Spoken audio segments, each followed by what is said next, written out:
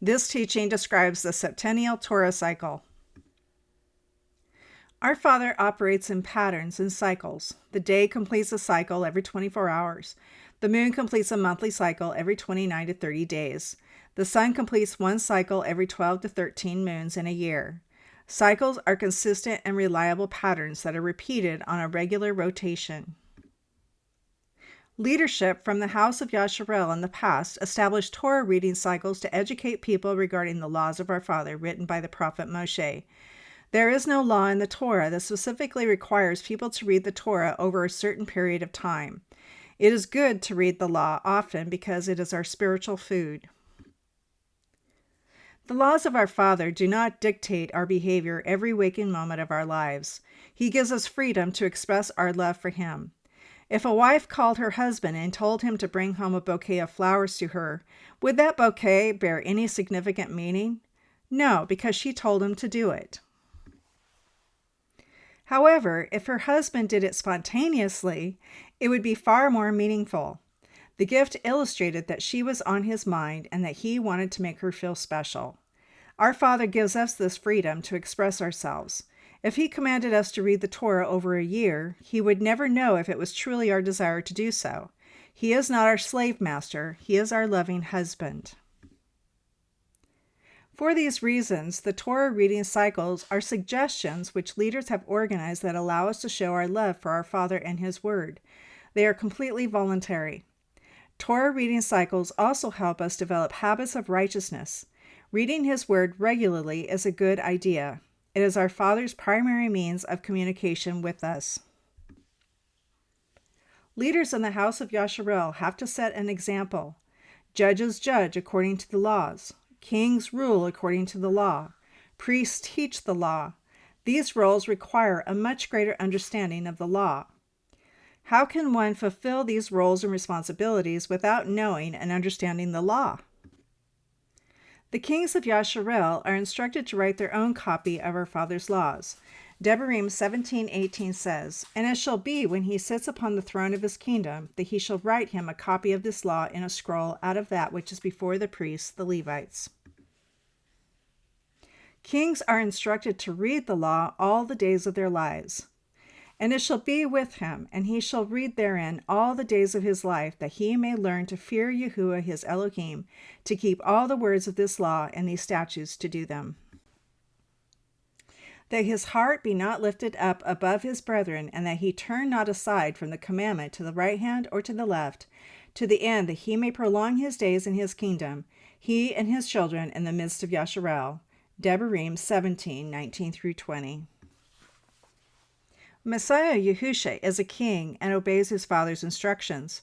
He has written a copy of his Father's laws and meditates upon it all the days of his life. Righteous men do the same.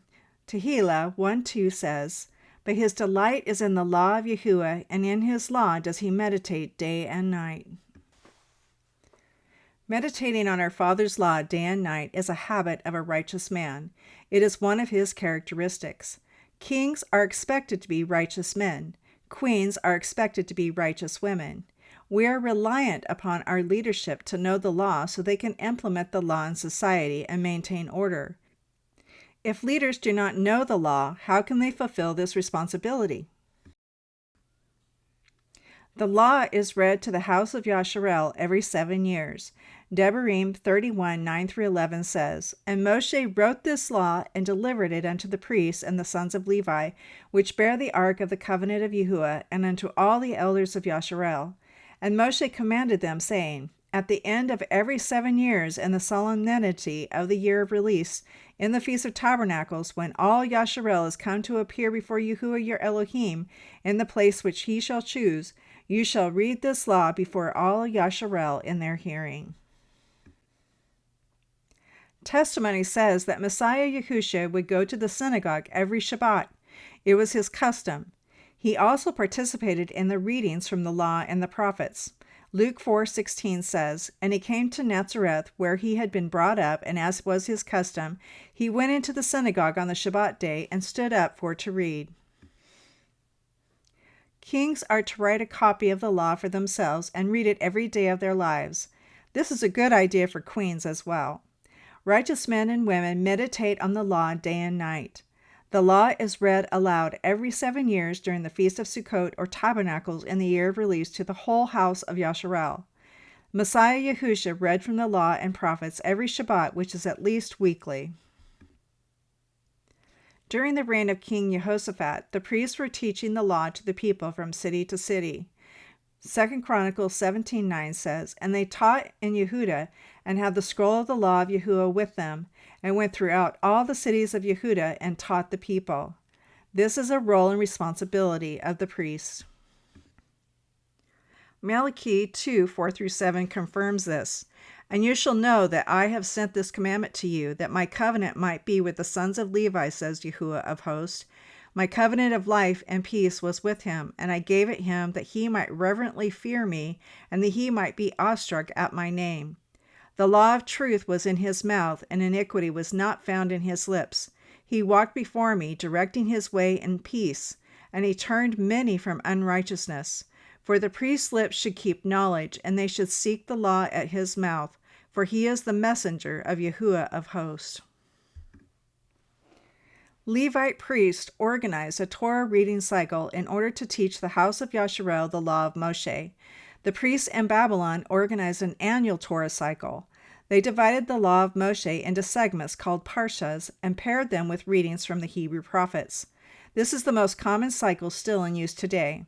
Essentially, people read through the law of Moshe in 1 year. The challenge with this cycle is that the portions are so large.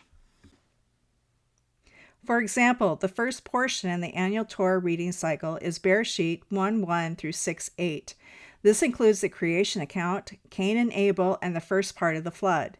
There's a lot to discuss in such a large portion. This is read over a week, and then people move on to the next portion, which is also large.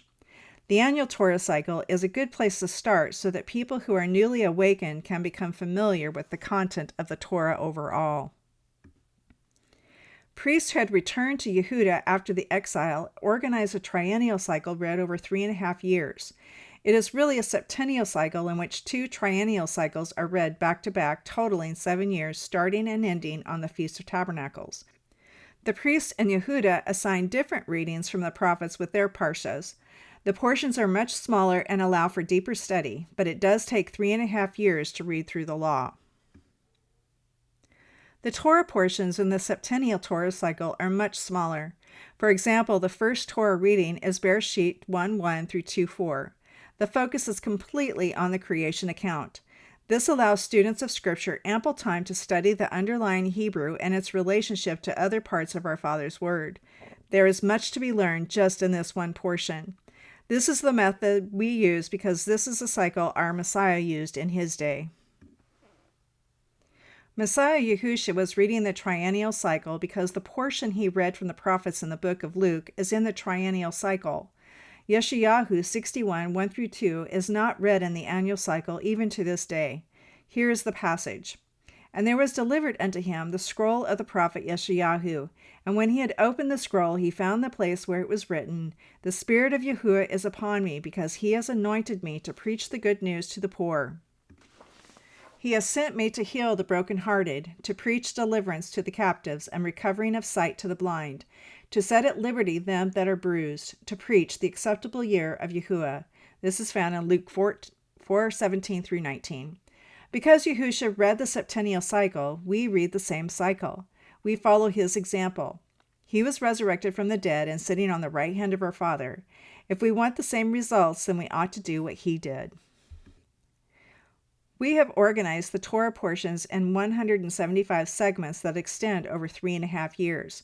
It was our desire to include all of the Hebrew prophets in our readings over 7 years. The portions in the law are the same in each cycle, but different portions from the prophets are used in the first and second half of the 7-year cycle.